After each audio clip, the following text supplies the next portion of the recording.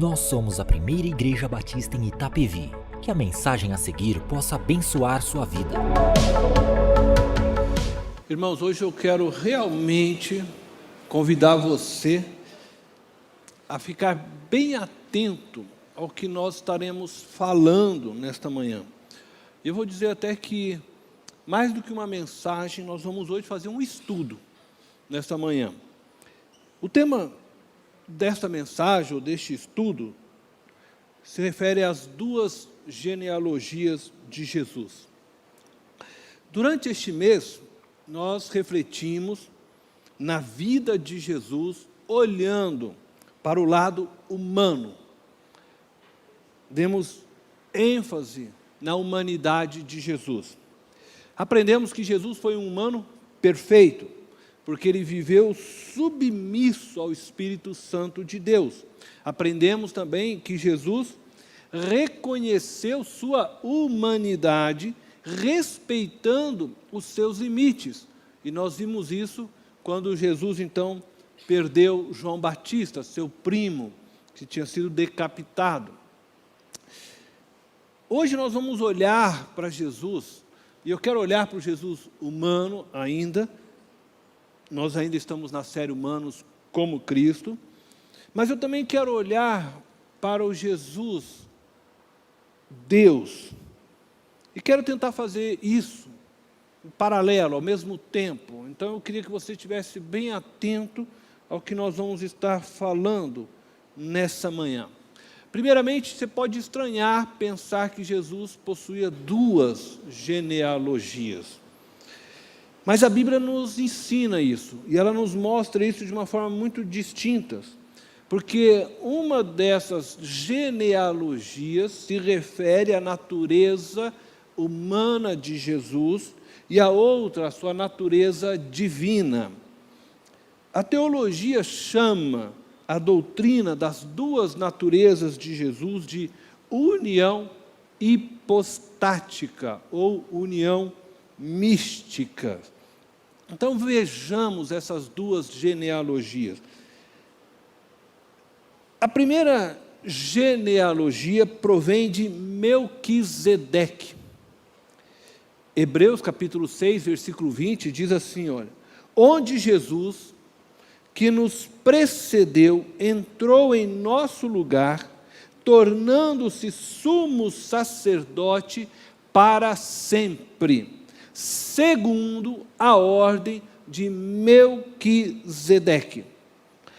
Essa primeira linhagem trata da legitimidade do ministério sacerdotal de Jesus. Ele é sumo sacerdote segundo a ordem de Melquisedeque. Jesus não é sumo sacerdote da ordem de Arão. Ele não nasceu da linhagem de Levi. Seu serviço sacerdotal é legitimado pela ordem sacerdotal de Melquisedeque.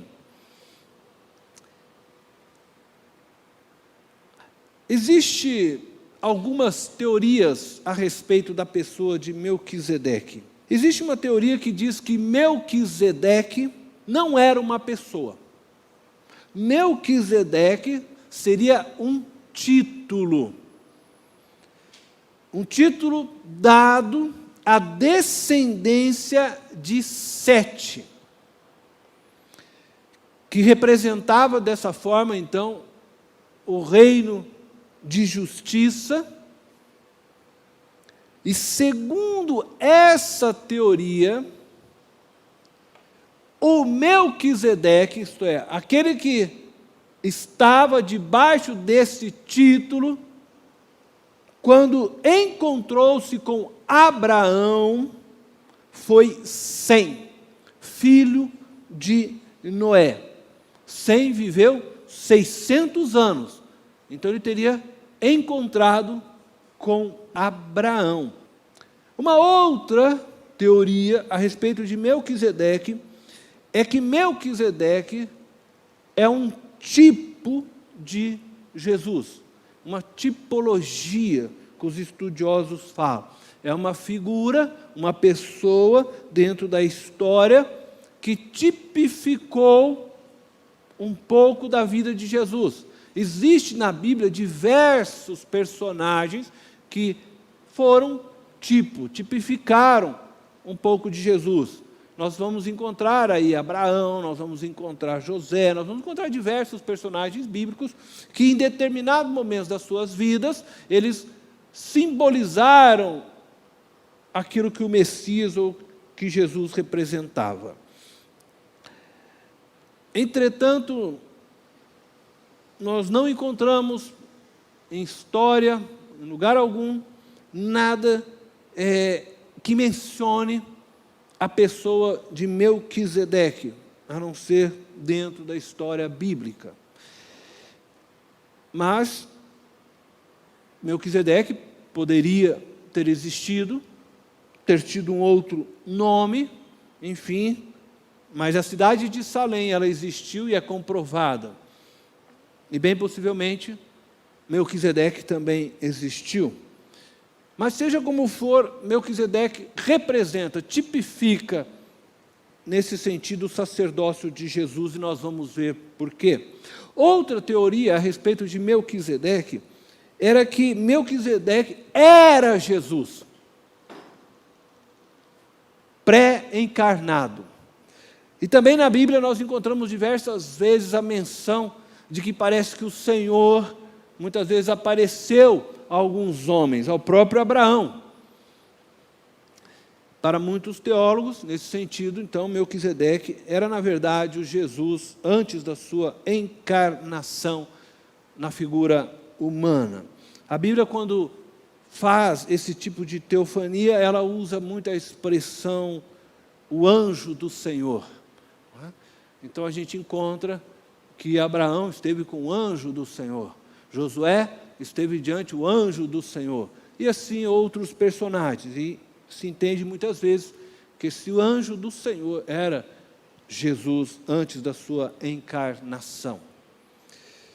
Bom, dito isto, eu quero dizer também que a segunda genealogia provém de Abraão.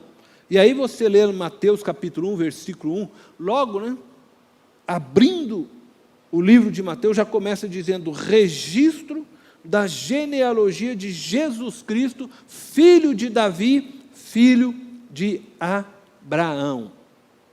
Dizer que Jesus é filho de Abraão, filho de Davi também, é afirmar que ele é descendente da tribo de Judá, um legítimo judeu e um legítimo descendente do trono de Davi, filho do homem. Agora, qual o significado dessas duas genealogias de Jesus para a história humana? Então nós vamos tratar disso. Então nós temos que Jesus possui duas genealogias.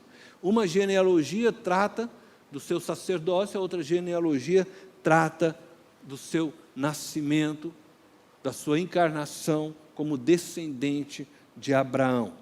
O significado da genealogia de Melquisedeque, Hebreus capítulo 7, verso 1 ao 3, diz assim: esse Melquisedeque, rei de Salém e sacerdote do Deus Altíssimo, encontrou-se com Abraão quando este voltava, depois de derrotar os reis, e o abençoou.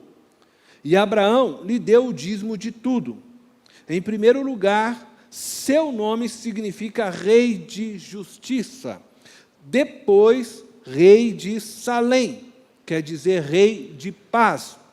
Sem pai, sem mãe, sem genealogia, sem princípios de dias, nem fim de vida, feito semelhante ao Filho de Deus, ele permanece sacerdote para sempre. É interessante isso. A ausência da genealogia de Melquisedeque quer tipificar a ausência da genealogia de Jesus. como filho de Deus, pois Jesus é eterno, sem princípio de dias e nem fim de vida. Acredito eu que Melquisedeque existiu na história como rei de Salém, mas por providência divina, não consta na história a sua genealogia, não foi achado nada a respeito dele, porque Deus intentava desde o início que ele fosse um tipo, uma figura representativa do próprio Filho de Deus. E por isso o autor de Hebreus agora olha para Melquisedeque, essa figura que esteve lá abençoando Abraão, esse personagem da Bíblia, e entende que ele, então, era um tipo de Jesus, da sua pessoa. E por isso, então, não existia genealogia, não existia menção, porque, na verdade, Jesus, o Filho de Deus, é Deus. E sendo Ele Deus,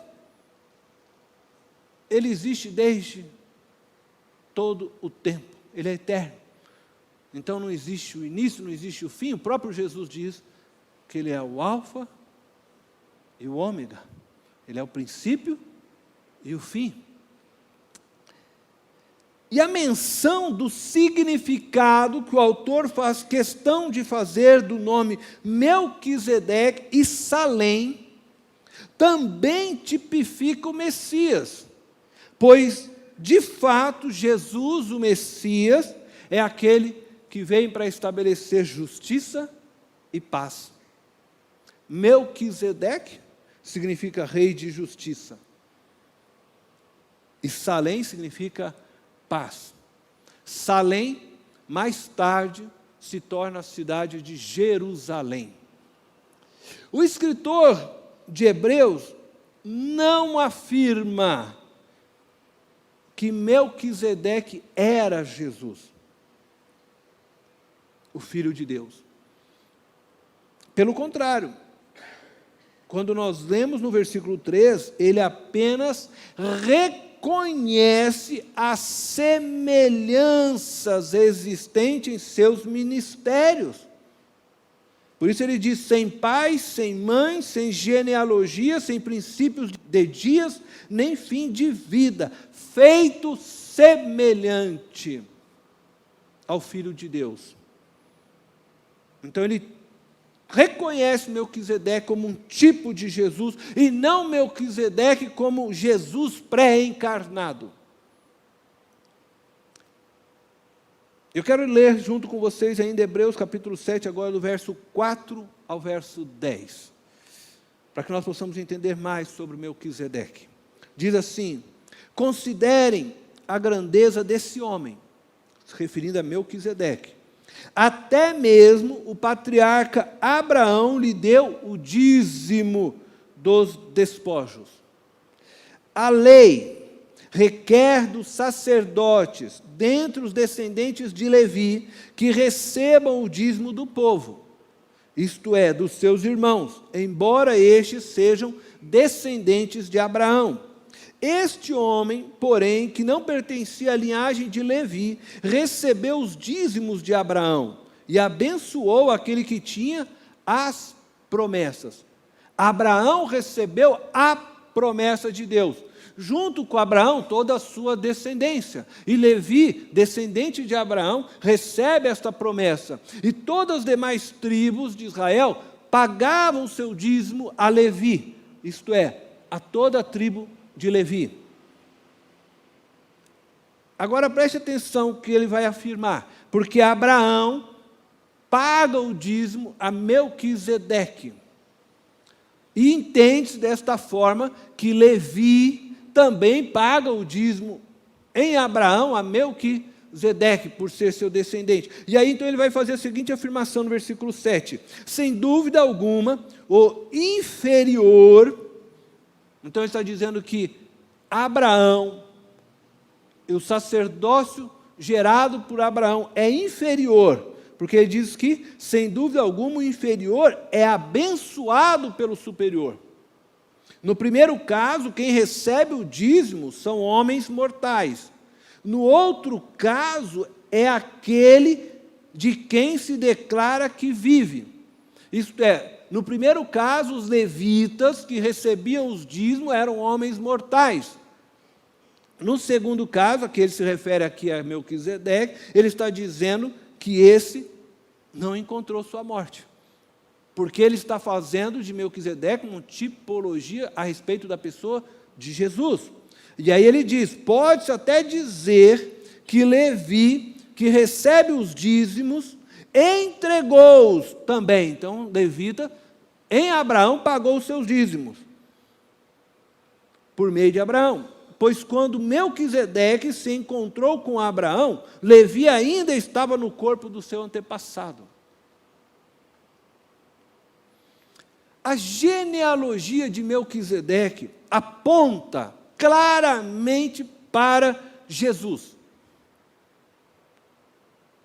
eterno, o Deus Jesus Cristo.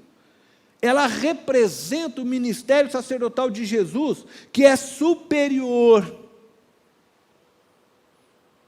ao ministério sacerdotal de Arão, que tem uma abrangência muito maior que o ministério sacerdotal de Arão. O ministério sacerdotal de Jesus para a história é revolucionário, é libertador. A sua abrangência é ilimitada, pois ela não está presa a nenhuma lei, regra ou conduta ou qualquer dogma humano. A ordem de Melquisedeque não pertence a nenhuma ordem religiosa ou humana. Jesus, sendo da ordem de Melquisedeque, está livre de toda a lei que foi dada a Moisés, que pertencia, que deveria se sujeitar ao sacerdócio de Arão. Ele está livre das obrigações pertencentes a toda a linhagem de Abraão. Na ordem de Melquisedeque, Jesus se move na história, sem ter que prestar contas aos homens. E, aliás, é os homens em Abraão que têm que prestar contas a ele. Arão, em Abraão, serve ao ministério de Cristo e não o contrário. Não é Cristo que se sujeita ao ministério de Arão. É Arão que se sujeita ao ministério de Melquisedeque. Em Abraão, todos os levitas, todos os homens representados em Abraão agora, é que dá o seu dízimo, é que se coloca de forma inferior ao ministério de Jesus Cristo, representado na figura de Melquisedeque. Agora eu vou falar um pouco então sobre o significado da genealogia de Abraão, e depois eu vou colocar lado a lado para que nós entendamos o que isso representa. Quando nós olhamos para a linhagem de Jesus, agora presta atenção, através de Abraão, nós estamos olhando para a sua linhagem histórica, para a sua linhagem humana. Em Abraão, Jesus tem pai, tem mãe, tem data de nascimento, tem certidão de óbito.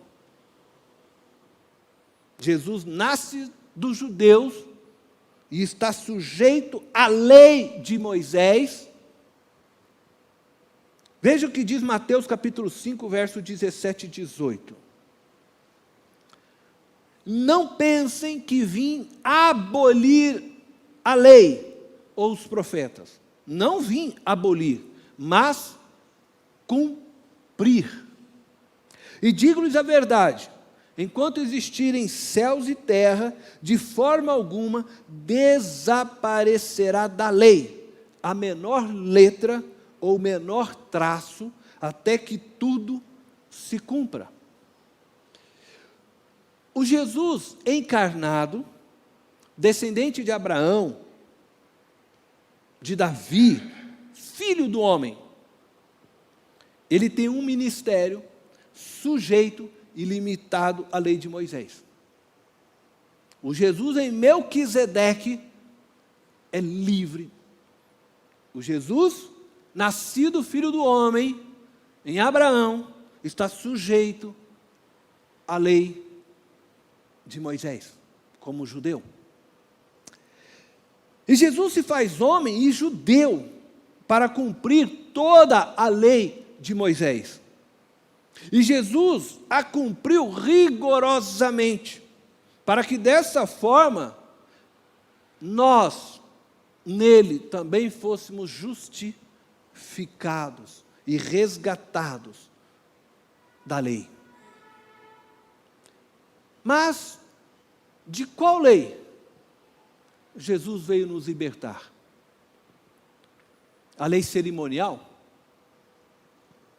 A lei moral? A lei civil? Porque quando nós falamos da lei de Moisés, quando você pensa na Torá, lei cerimonial, lei moral, lei civil, estão contidas na Torá. Em Mateus capítulo 1, versículo 21, diz o seguinte: ela dará à luz um filho, e você deverá dar-lhe o nome de Jesus, porque ele salvará o seu povo dos seus pecados. De fato, Jesus veio para nos libertar da lei do pecado. E libertos da lei do pecado, por meio do Espírito Santo de Deus, nós podemos cumprir as leis morais e civis. E é interessante que a lei moral, Jesus amplia ela. Porque ele diz o seguinte: está escrito, não adulterarás. Pois eu vos digo, que se você pensar lá no seu coração, coisas que não deveriam, já adulterou.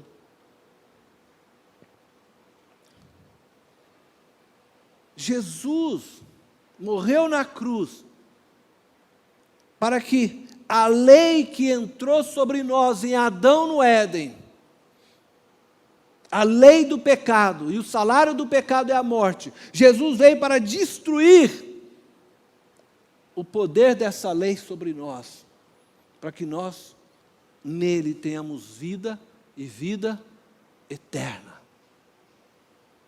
Por isso diz a Bíblia que ele veio para desfazer a obra do diabo. A obra do diabo foi feita lá no Éden. Ele instigou o homem a querer e a desejar ser como Deus. E a conclusão dessa obra foi que a morte entrou em nossas vidas. O pecado passa a dominar nosso ser. E Jesus vem para destruir as obras do diabo em nós. E, por fim, a lei do pecado. Mas é interessante que, claro, quando Jesus faz isso, e agora nós temos em Cristo o Espírito de Deus que nos ajuda a viver as leis morais. Por quê? Porque a lei moral nada mais é do que o princípio do amor. Amai-vos uns aos outros. Quando eu vivo o amor, eu estou vivendo a lei moral. Se eu amo o meu outro, se eu amo o meu irmão, e por isso digo o meu outro, eu não vou desejar a sua esposa, eu não vou cobiçar o seu carro, eu não vou invejar aquilo que ele tem, eu vou ajudá-lo, e dessa forma eu vou cumprindo a lei. Agora, as leis cerimoniais, essas deixaram de existir, pois Jesus, o Cordeiro de Deus, foi sacrificado definitivamente, pagando o preço de todo o pecado de todos os tempos. O seu pecado foi pago na cruz por Cristo, de uma vez para todo o sempre. Não existe mais condenação para aqueles que estão em Cristo Jesus, amém? Porque o pecado foi pago por Cristo, glória a Deus. Portanto, também não existe mais sacrifícios a serem feitos. Não existem mais ofertas para se trazer por pecado. A oferta que você pode fazer, o sacrifício que você pode fazer, são sacrifícios de louvores a Deus, de gratidão, de dedicação a Ele. Não existem mais rituais necessários para entrar na presença de Deus. O véu foi rasgado. Por meio de Cristo, as portas do céu estão abertas para todos. Todos nós estamos debaixo da lei do pecado. E não só os judeus. A lei foi entregue aos judeus, mas as suas exigências morais, elas são universais.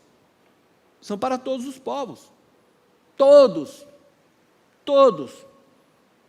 devem compreender estas leis. Não matar, não roubar, não adorar outros deuses, não cobiçar. São exigências de Deus para todos os seres humanos, em todas as tribos, povos, nações e línguas. A genealogia de Abraão aponta para o Jesus histórico, o ser humano que veio morrer pelos pecados da humanidade. O significado da genealogia de Abraão é apresentar a nós a existência de um caminho para chegar a Deus. Tudo que Deus vem fazendo em Abraão, a sua revelação progressiva, é para nos mostrar o caminho da salvação. Em Abraão, o ministério de Jesus é limitado pela cruz. Jesus veio ao mundo para ser o Cordeiro de Deus. E eu quero então agora colocar junto com vocês as implicações dessas duas genealogias lado a lado. Em Abraão, a revelação é visível a nós. Ela apresenta nomes, uma linha genealógica que pode ser vista. Ela apresenta o Jesus histórico, o ser humano Jesus, comprovado pela história. É visível a revelação em Abraão. Em Melquisedeque, a revelação é invisível a nós. Ela não tem nomes, não tem linha genealógica que pode ser vista. Ela apresenta o Jesus divino, o Jesus eterno. Não se pode pegar, não se pode tocar. O caminho de Abraão, nesse caminho, a ação de Deus na história está limitada. Deus está limitado à sua própria revelação no caminho de Abraão. Ele caminha de acordo com as suas promessas feitas a Abraão. São, por exemplo, reconhecidos como servos somente os descendentes de Abraão, de Isaac e Jacó, a descendência de Abraão. Povo de Deus são aqueles que pertenciam à genealogia de Abraão. E este sentimento, trazendo um pouquinho para nós, foi transferido para nós cristãos. Pois nós lemos e enxergamos o caminho que foi feito por Abraão. E nós entendemos hoje também, cristão, só aquele que faz parte do nosso rol de membros.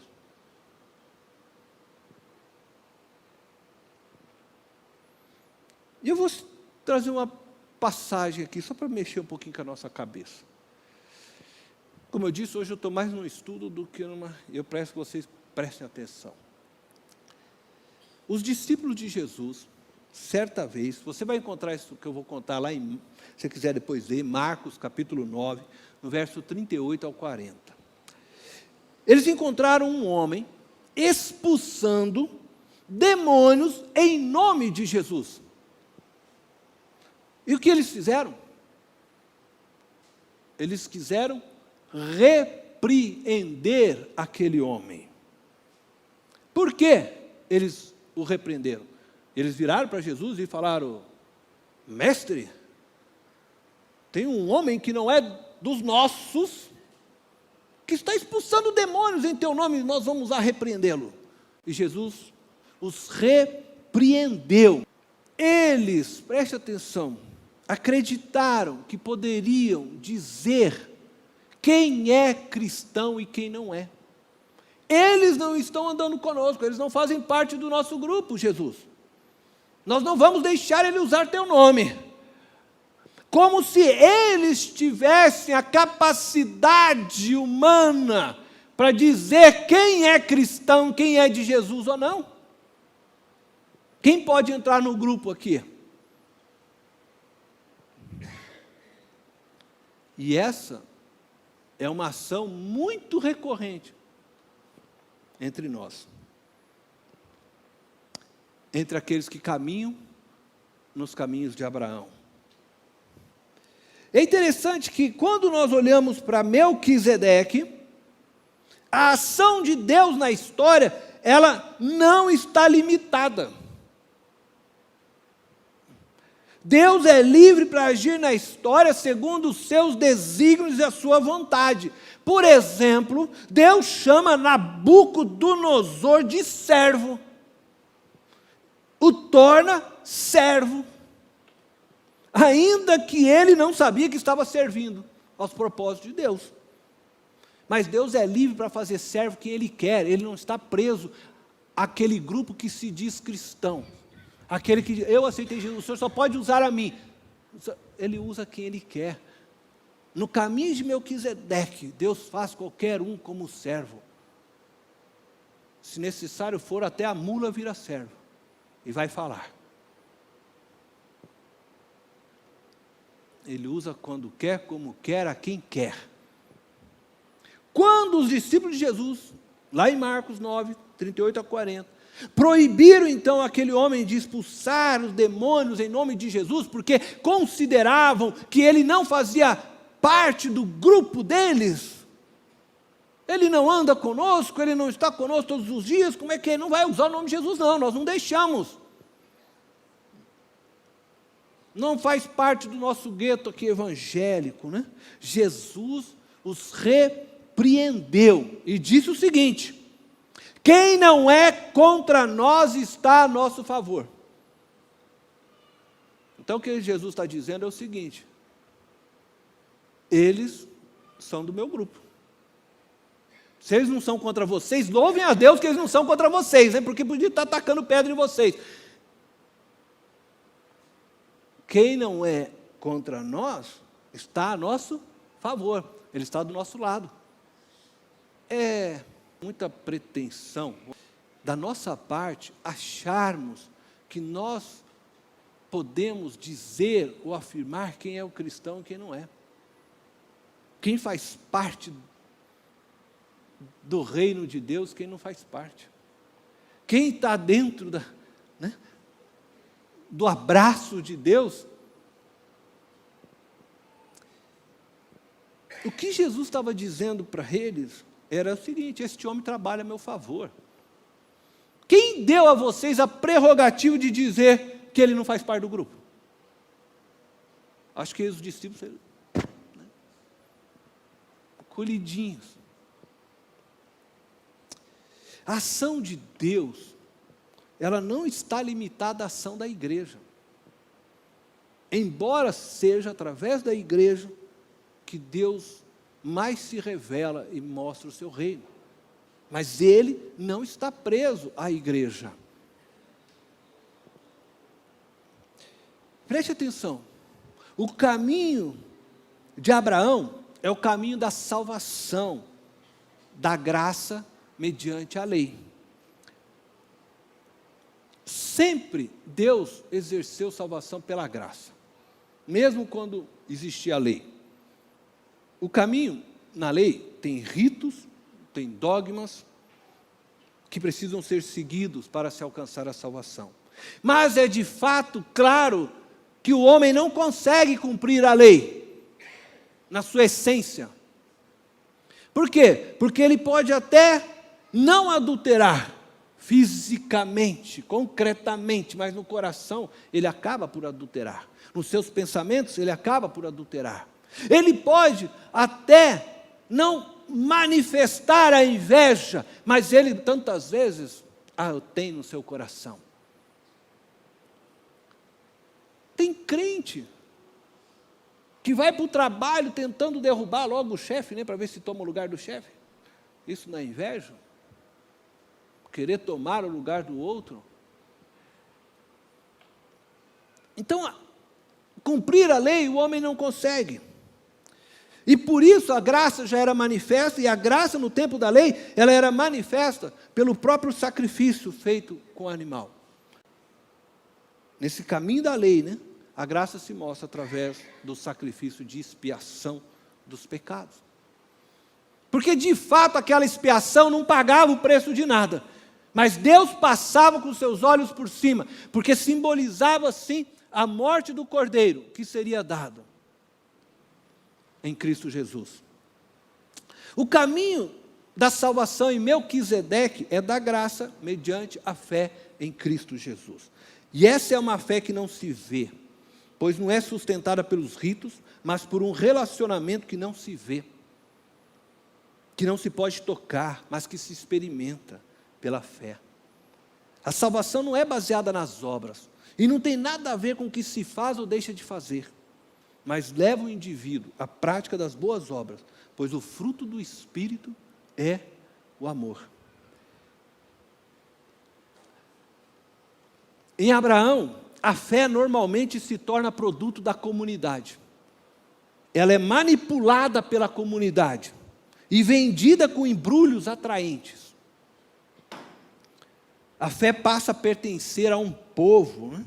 A uma instituição, a um grupo de pessoas. Se você deseja alcançar a salvação, uma cura, você precisa se sujeitar àqueles que a manipulam, que dizem seres os donos da fé. Estes acreditam que possuem o poder de Deus sobre o controle deles, usam quando querem. Deus então se torna refém destas pessoas. Você já pensou? Venha aqui, quinta-feira vai ser a noite do milagre na sua vida. Mas quem sou eu para determinar que Deus vai fazer o milagre na sua vida? Na quinta-feira, às 8 horas, se você vir aqui, o milagre vai acontecer.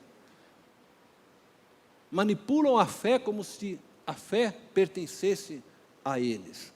No caminho de Melquisedeque, Deus não é encontrado nas estruturas físicas. A fé não pode ser manipulada, porque Deus é adorado em espírito e em verdade. Deus não habita em tendas humanas no caminho de Melquisedeque. Eu não consigo ir à igreja de Cristo, pois ela é espiritual, em Melquisedeque. Mas eu aceito a revelação de Deus, que é dada em meu coração, em meu interior.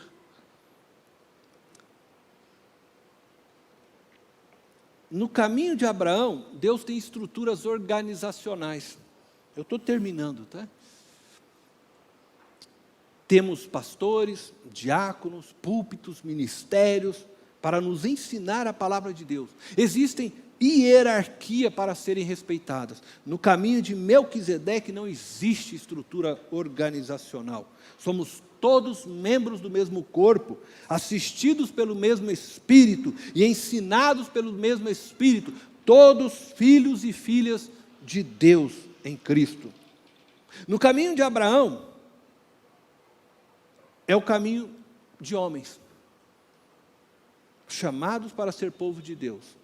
O caminho de Abraão nos leva até Jesus, o Cordeiro de Deus, o único caminho para entrarmos no reino de Deus. O caminho de Melquisedeque é o caminho de Deus, não de homens. É o caminho percorrido por Deus e que deve ser compreendido por nós e aplicado por nós, enquanto nós caminhamos no caminho de Abraão. Eu vou tentar terminar isso, resumir. Nós andamos no caminho de Abraão e Deus anda no caminho de Melquisedeque. Através do caminho de Abraão, visível, Deus vai se revelando a nós, de forma que nós possamos andar no caminho de Abraão com as marcas do caminho de Melquisedeque. Quando eu compreendo o caminho de Melquisedeque, quando eu e você entendemos a estrada de Deus no caminho de Melquisedeque, nós não andamos arrogantemente pensando que Deus está limitado ao caminho de Abraão. Não nos vemos como detentores da pessoa e do poder de Deus, mas apenas como um servo de Deus. Eu não tomo a prerrogativa de dizer quem pode sentar-se à mesa do Cordeiro, ou quem pode expulsar demônios no nome de Jesus. Porque me reconheço no caminho de Abraão e que enxergo o visível que Deus me revelou, mas que há muita coisa no invisível que não conheço. O caminho de Abraão foi construído por Deus para que nós possamos chegar ao caminho de Melquisedeque, para que possamos viver libertos de todas as estruturas, ritos, leis, sendo apenas conduzidos pelo Espírito Santo, como uma folha que é carregada pelo vento. O caminho de Abraão, ele é importante e necessário para que eu e você possamos andar como povo de Deus e possamos nos ver como povo de Deus. O caminho de Melquisedeque, ele é importante também para que vivamos humildemente, olhando para o caminho que Deus percorre através de Melquisedeque. Eu vejo a sua grandeza em tudo, e então me vejo de forma pequena e humilde diante dele, porque os pensamentos do Senhor não são os meus pensamentos, os caminhos do Senhor não são os meus caminhos. Os pensamentos do Senhor são altos e elevados, muito além do que eu possa imaginar. Deus não está limitado ao caminho de Abraão. Deus pode salvar vidas, curar enfermos, realizar milagres extraordinários, sem usar os que pertencem aos caminhos de Abraão.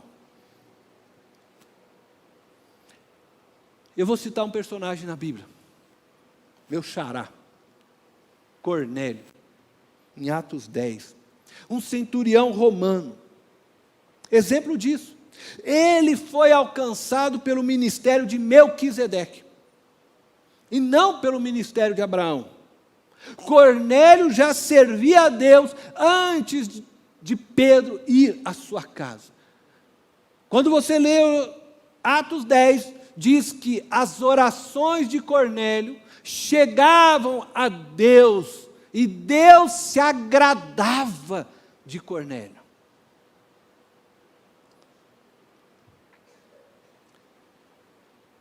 Agora, uma vez alcançado pelo ministério de Melquisedeque, Deus o levou para se tornar membro e parte daqueles que trilham o caminho de Abraão, para que, através do caminho de Abraão, ele conhecesse o Jesus histórico, o Cordeiro de Deus. Aqueles que são alcançados pelo caminho de Melquisedeque devem ser abraçados por aqueles que estão no caminho de Abraão. Muitas pessoas, em muitas nações, tribos, povos, onde missionários nunca chegaram, Deus já chegou lá.